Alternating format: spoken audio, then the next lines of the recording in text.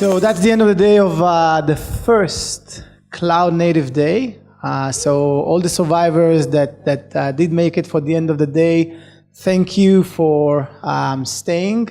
I hope you had a really nice day. We have a very respectful folks here on the stage. So I'll let you guys present yourself, starting from Liran from LivePerson. So Liran from LivePerson. I'm leading the cloud platform. I'm Eldad, a DevOps architect at JFrog. Nati Shalom, the CTO founder for Cloudify. Liran, open source lead for Microsoft. All right, and I'm Gadi Naor, I'm the CTO at Alsid. So we're here at the Cloud Native Day, so it makes sense to ask each and every one of the folks here, what does Cloud Native means in your organization? How do you meet it? How your teams are basically hitting this thing that's called Cloud Native? It's a very new term. The definition of Cloud Native is very, I'd say, flexible and amorphic, but I would love to hear. Let's start with the DevOps company, Eldad. Let's start with you. Okay, so for us, Cloud Native is a challenge. It's a big challenge. Our set of applications are meant to be run on-prem, on cloud, as a service, self-managed. And for us, it's finding or making our applications feel like first-class citizens in the cloud, in any cloud, because we provide them as a service on multiple cloud vendors. And that's how we see the cloud nativeness in JFrog. I think for me, the cloud native, or for me as a production engineer, the cloud native is, if I focused on the challenge of the platform, is how my infrastructure will manage the application. So eventually, we need to run microservices in production. And if we look back, we see a lot of manual steps, teams of deployments trying to push code that they don't understand to production, and now we need to do the shift of a layer of application, which is the infrastructure.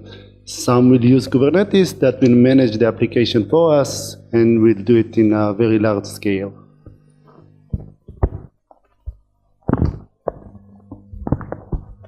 So for Microsoft, we can think about it in two ways.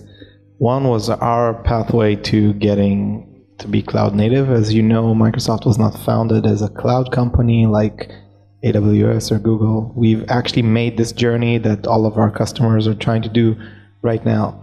So, you can think about it as a pro or as a con. I like to think about it as a pro because most of the market is doing that with us. So this is experience that we're usually put back into the best practices of what we do. The second thing is what our team is working on is actually enabling customers to be, or to run, or to develop even, to be cloud native. And that is based on what we've learned and based on what can allow from a cloud perspective.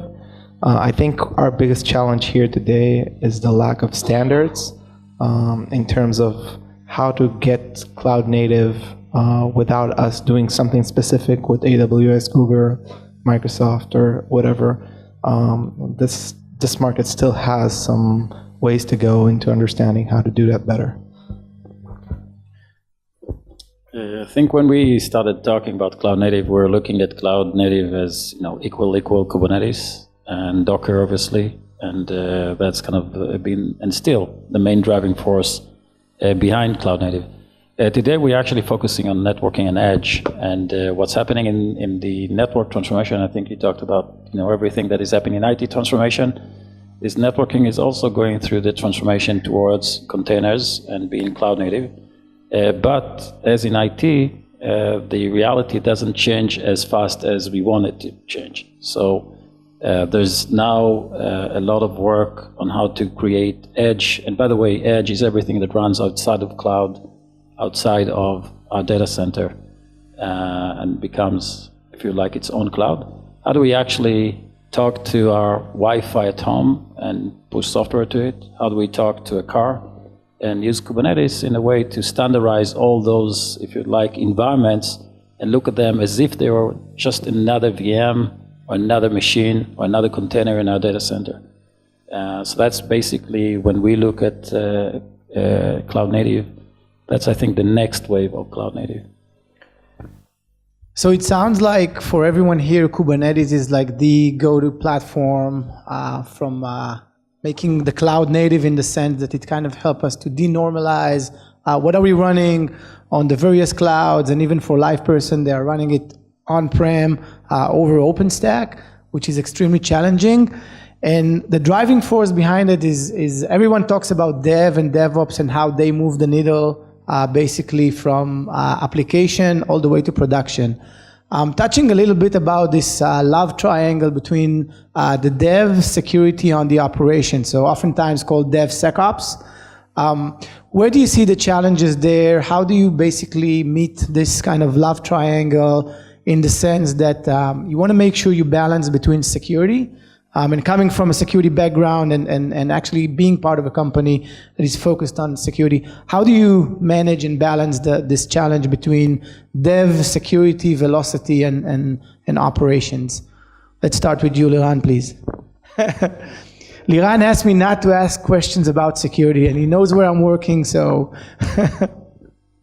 So I think that if we are talking about security at LivePerson, I know this is a big challenge for us. So we know how to do it in the on-prem pretty well. And once we try to move to the public cloud, we had some challenges with the public cloud. And then when we adopt Kubernetes as part of the transition from OpenStack to Kubernetes to be more cloud native in the way we run our microservices, we also had the challenge again of how to do the security model and what we need to do. Are we going to do it like a centralized security which will be managed by the production? Are we going to give it to the developers to decide what type of security they need in order to have the ability to run their production workload? So this is something we are still in the middle and trying to figure out, but lately we figured out that we need like one solution for on-prem that will look similar to what we do in OpenStack, in Kubernetes, and even in when we want to deploy in Amazon or any other public cloud. So we are trying to figure out how we can do it with, I don't know, some advanced labeling mechanism, policy-based, but we are still debating on that. So I think that I don't have the right answer right now, but maybe if we will have this panel next year, we will have more insights of that. But we definitely have some issues deciding about how to combine this one and make a very reasonable delivery, which is also secure. Do you see dev part of this security, like bringing the application know-how developers have into what you guys are doing? I know it's challenging. It's okay. Everyone is challenged by that. Yeah, I had a session today with one of the architects we have in production, and he told me that, you know, this is a good question, but security is like the last thing that the developer wants to deal right now. So we are trying to solve all the cloud native issues, scalable issues, self-service mechanism that we want to give to the developers. They have so much they had to do with the transition to cloud native and Kubernetes and adopting the new way we want to manage the application, the microservices, the discovery issues, troubleshooting, how you debug in Kubernetes or in a cloud native approach. And I think that it's not that's the reality, but security is currently not on the table. Sorry. It's on the table, but yeah, that's the priority. I'd like to add to what Liran said because I can relate to his concerns and his problems. We'd like to keep what we call a productive paranoia approach, where we try to cover all bases. Your security is made up of so many layers, all the way from the infrastructure you're running it, whether it's managed or hosted or managed by someone else. And there's your application, then there's the communication between the pieces of your application, and there's the communication between your application and someone else's application, which you have no control over. And as you asked about developers, with all due respect, developers are more concerned whether their bug is fixed and the feature is actually working as described, rather than does it meet all the criteria in a secure application behavior. And we're trying to cover all bases in each layer with as much tooling as we can, where we can. It is not perfect. We are, as Liran mentioned, we're evolving, we're developing. We're trying to create the awareness in an automated way, in a manual way. And I think we're making some progress. The biggest part, in my opinion, is the awareness and the productive paranoia, which I think is a good way to approach any security-related issue. Yeah, I would add to that I think what we're talking about right now, especially in security and DevOps, is that there is a tension between agility that I think developers are looking for and security, which was thought as kind of a rigid process of control. And how do you balance between agility and control, basically? I think that it comes down to that. And usually the process was that you have a SecOps and you have the CSO in the organization, and everything needs to go through some central point of control, human and non-human. That's basically a prohibitor to agility. Because as soon as you need to, in your process, get approval to change a rule in your firewall, then all your CI/CD pipeline turns from minutes into weeks, and then you lose the agility. So how do you balance between the two? And I think if you look at some of the best practices in that regard, even in Amazon, the right way is actually to leverage the fact that, I think Rona said it earlier in the morning, the fact that we're dealing with a system that is more organic and chaotic and complex. And the things that allows us control in that environment is something that is called, in our terminology, blueprints, but it's a templating in the case of Helm that describe the application in a very actually structured way. You have a map that says, this is my application. This is the components of my application. This is how they relate to one another. This is how they're dependent on one another. Now, if you move the control point from how do we configure the firewall and how do we configure the access and the rules for each one of them, to the process in which, how do I authorize that this blueprint actually conforms to my organization, then you're actually moving from a control point that is kind of a waterfall to a point in which it's more agile, meaning that I control it when you design the template, but once you instantiate it, I'm not in that process. So when I authorize it, it's like signing a container, for example. Once you sign a container, it basically passes the security, but then I can create 100 times instantiation of that, and it will be secured. So the idea is really to move a lot of those control points into the stages in which they doesn't really interfere with the continuous type of deployment processes. And templating allows us to do that more in an offline kind of process, in a design stage, rather than in the continuous deployment stage. And that's how we balance between agility and security. And actually, we have much more security when we do that, because as opposed to doing it in runtime and trying to put architects and people that will look what developers are doing, which is never perfect, and here we have actually much better control.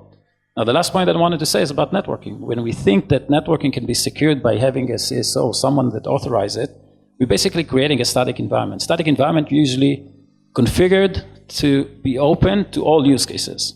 So by being open to all use cases, you by definition open it to many ports. You open the firewall rules. You leave a lot of firewall rules that no one else even knows what they're here for, and that basically opens up even more holes in our security system. So static network is not more secure than automatic network. By the fact that I can create automatic network, I can actually tighten the security so that only the port that the application needs right now and will be open to the IP address that is needed right now. And even more, when I decommission the application, all those rules goes away. And that's much more secured. And that's kind of what I'm trying to always to educate, is that there is no real conflict between this automated fashion of how you do deployments and security. It's actually even helping to do better security, but you need to apply it in the right stages of the development, in the right places of the structure, and move from those rigid processes of human processes, or manually driven processes. And that's how you deal with those, if you like, two camps.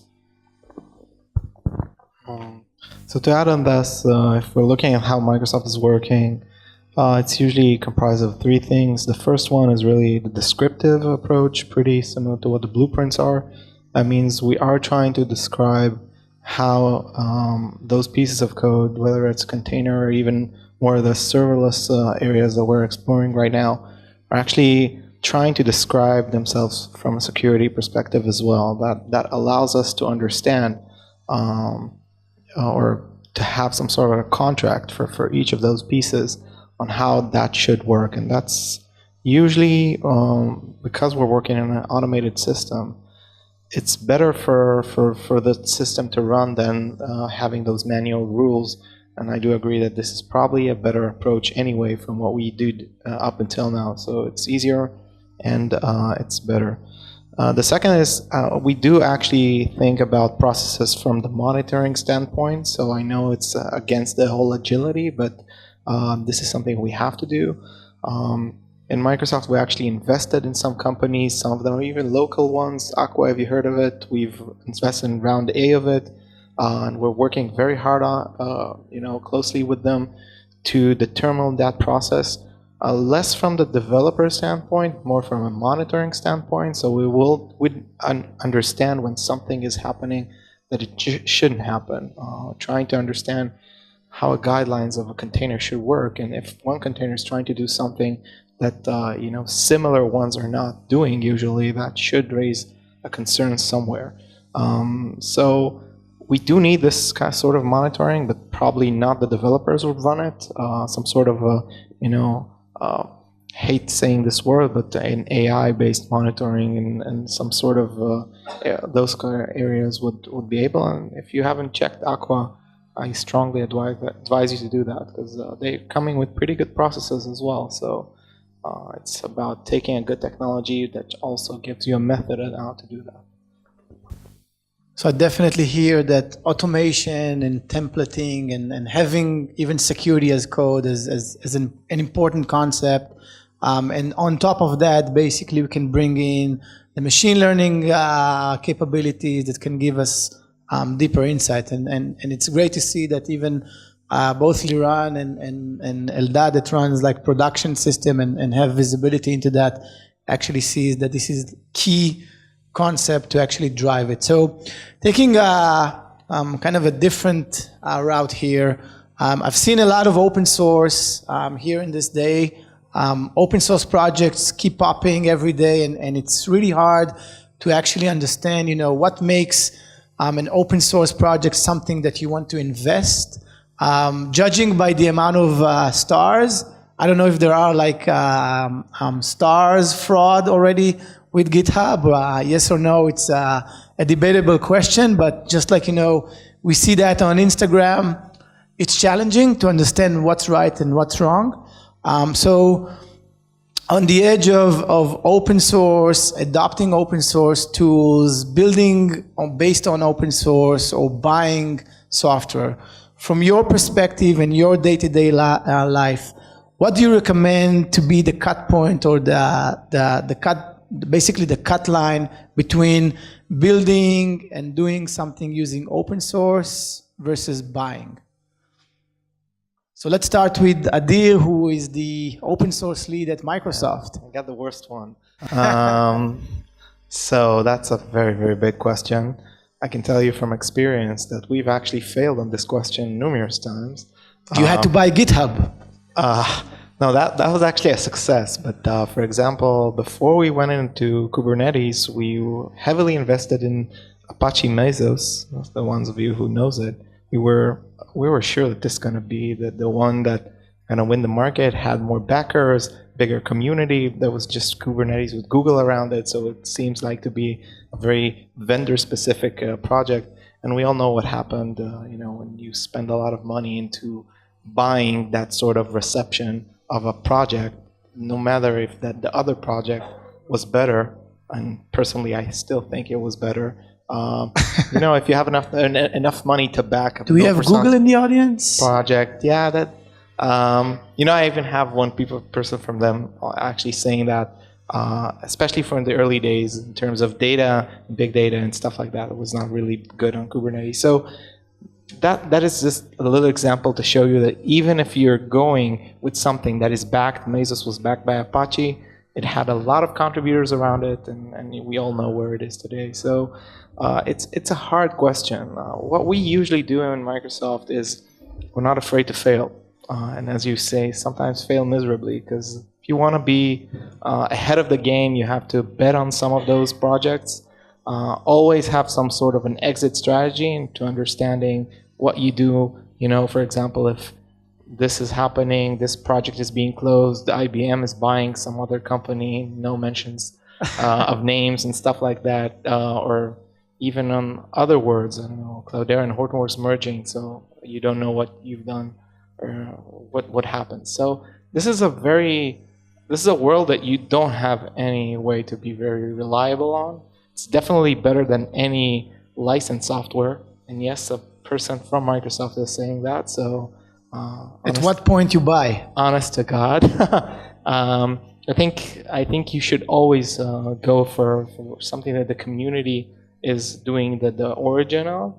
But nothing today, that the market is shifting so fast, you can't really bet on something or have a great way to know that this is your best bet. But as I said, don't be afraid to fail, because this is the only way to really innovate. I'm not sure how many people see my shirt here, what it says here.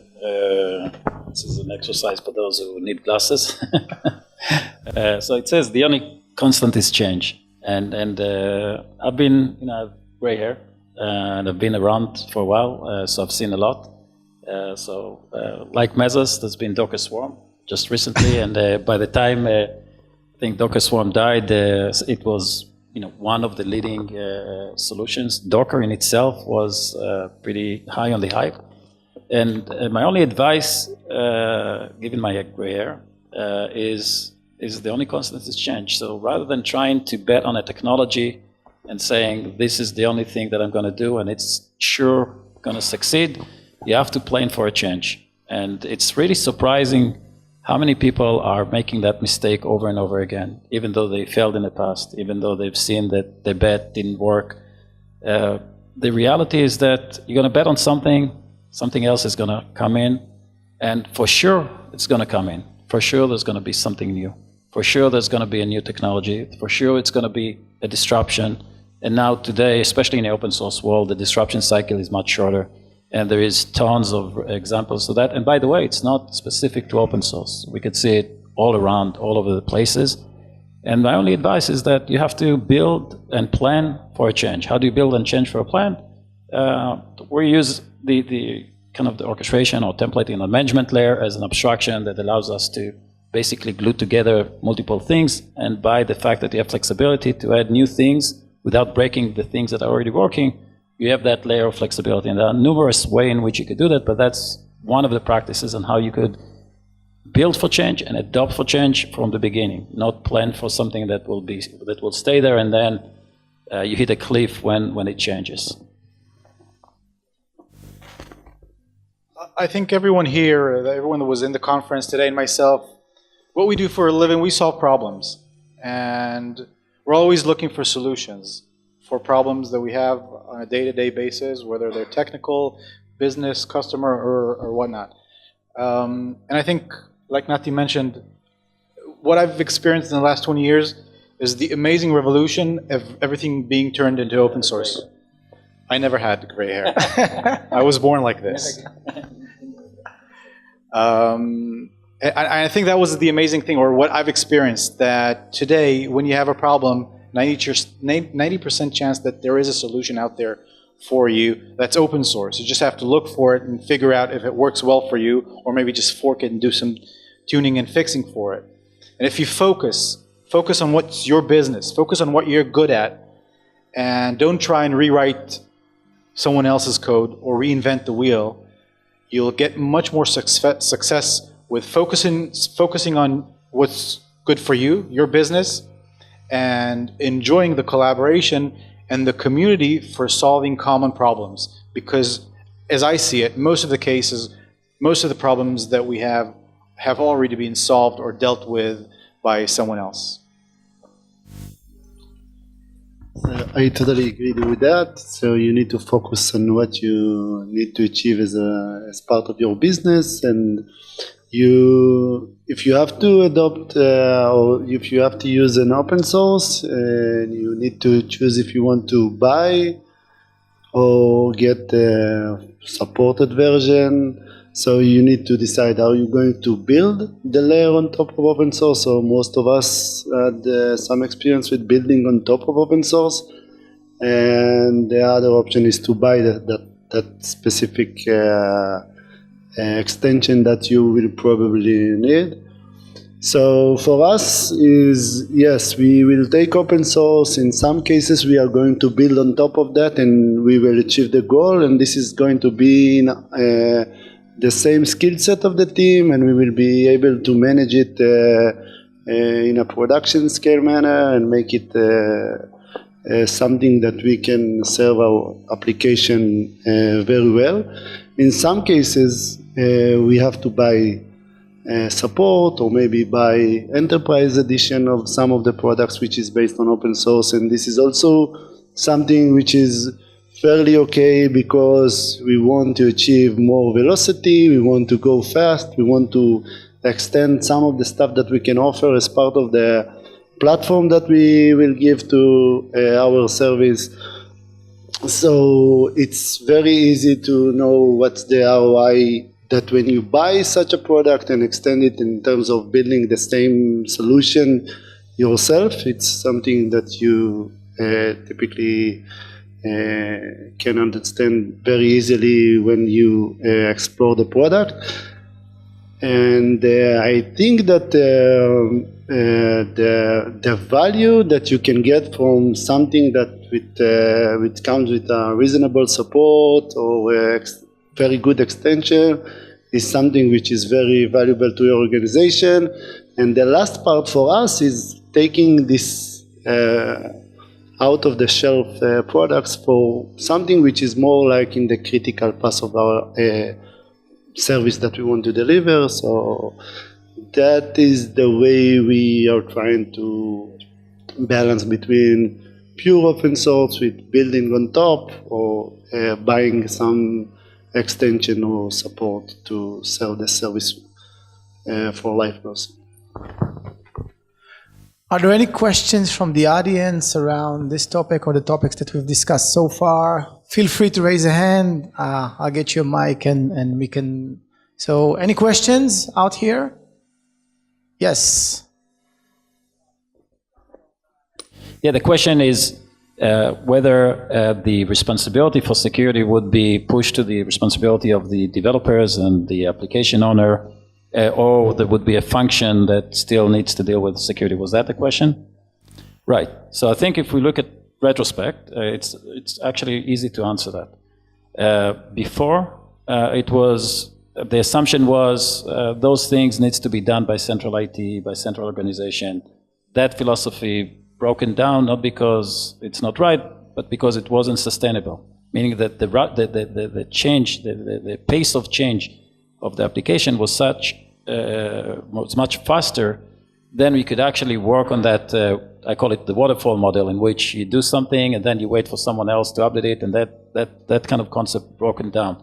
And that's why things was pushed into the application ownership, just because the pipeline didn't work. So it was a basic kind of thing.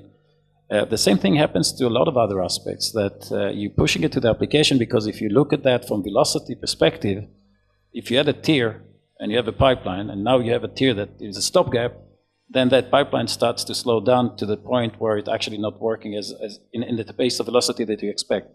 So the way to engineer it is that you take the things that are in the critical path, those that change very rapidly, and push it to the application. That's the only way you solve it. And things that are more, if you'd like, general concern, that also doesn't change that fast, you keep it in a central type of control. Now, the way to govern those things that are on the application side, because then you have the risk of losing control, right? Because you now push into the developers. Who knows what the developer is doing, and how the developer is, whether the developer is actually opening things that he shouldn't open, or putting KPIs that he shouldn't open. And that's why I said that the right way to do that is not to put someone on top of that developers and always look at the code that he's doing and trying to see if he's doing the right things, but actually you have better control, like the templating that I mentioned, the blueprinting that I mentioned, where in compile time or in design time, you can actually certify that and say, okay, now I can actually see that you're doing. You could also create those type of templates from the central organization. For example, when you go to Amazon and they provide Kubernetes as a service, someone was actually working to make that Kubernetes hardened and add monitoring and add those capabilities, and he created that as a service that is fully baked and secured, and he took care of a lot of that. So if you have building blocks in your IT that the central IT created so that others, or part of the organization can actually consume, you have a way to control it in a central way, but without breaking the agility, because you create it as a service and now everyone can consume it. Someone else took care for hardening it in a way that is certified to the organization itself. So it's really a point on how you engineer. It's not kind of a single answer that says it's all in the application responsibility, it's all in the IT responsibility. It's a mix of those things, and the right way to say which parts sits here, which part sits here, is really looking at the velocity, and what part, all the things that are critical to the velocity needs to be pushed to application. All the things that can be centralized remain centralized, and that's kind of how you balance the things. And there's more tools to actually do that in different stages of that pipeline. Thank you. So just to wrap up, I think we've seen a lot of big announcements in the past year. We've seen Istio making GA. We see Knative as a new and emerging project. We've seen a lot of diversity around technology. Your predictions for 2019, what are the trends or the projects or those things you'd either adopt to your organization or recommend for other people here to look into? Liran, let's start with you. Okay, so for us, if we look back like 2 years, we started the journey of moving to Kubernetes, and we put a lot of investment in putting the core components. Putting the core components that we need in order to achieve like a stable container-based platform. And looking forward, I think the focus for us is to start adopting more of the extending the ecosystem that the cloud native approach so adopting more of the ecosystem around containers, Kubernetes, and the cloud native approach. One of them is the ability to solve the service meshing challenge for us. So probably we will look into Istio next year. I know there is a lot of buzz around the Istio. And also there is the Consul Connect and some other services coming from vendors like F5. They have also some kind of solution for service meshing. And that's another technology that we want to adopt in order to extend our ecosystem. So for us is the service meshing, more security using we want to extend the ability to secure our secrets, which we will probably extend with Vault, with the Kubernetes integration. And I think that coming together with Istio is the ability to increase the way we can troubleshoot or debug the systems, the microservice running in production using some kind of tracing solution, probably part of the Istio ecosystem or Istio platform. Going back to my introduction in the beginning, I think velocity and scale. Everything needs to go faster and needs to be bigger. And we already have some or all of the tooling, clouds and applications to support that. And it's going to grow exponentially. And we have to be ready. Application, infrastructure, and conceptually. Size and speed will grow to measures that we cannot comprehend today.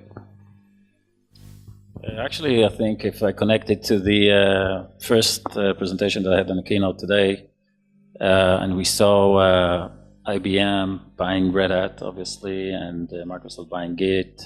So the next one is actually probably Oracle, right? Being a representative of Oracle, I'm sorry to point you on the spot. Or maybe Google should buy something. Oh, maybe Google, even though Google is heavily invested in open source. So I think my prediction would be that Oracle will probably follow the camp.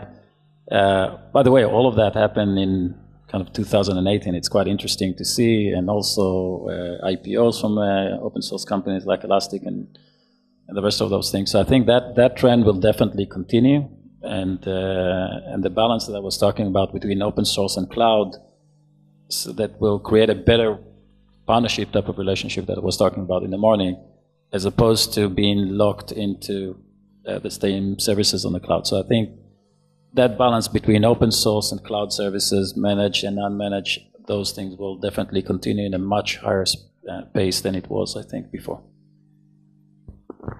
So from our perspective, I think it's mostly about maturity of the services. Our managed Kubernetes service, Azure Kubernetes service, is actually the biggest growing service in Azure, I think, ever.